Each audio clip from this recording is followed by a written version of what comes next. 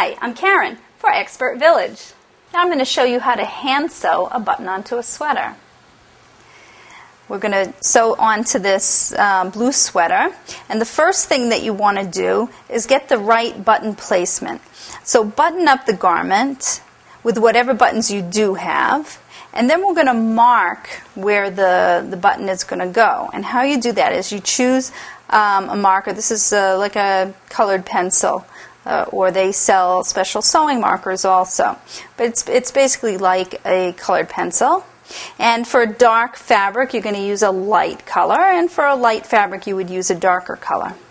So line this up exactly the way you'd like it to be when it's buttoned. And then you put the marker right through and give it a good twist. And then you can see where the button will be placed. That actually, yeah, that's good. Okay? And also here in the bottom, we have the same thing. We'll close the garment to where you would want it. Place the pencil into the center of the buttonhole and give it a good twist to mark it. Okay.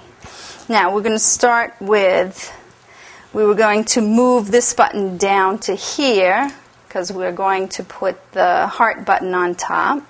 So first I am going to remove this button, and a seam ripper is a good thing to use if you're going to remove a button.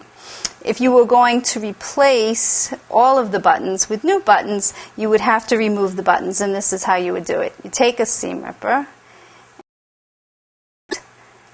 catch it underneath the threads and push, and that'll come out.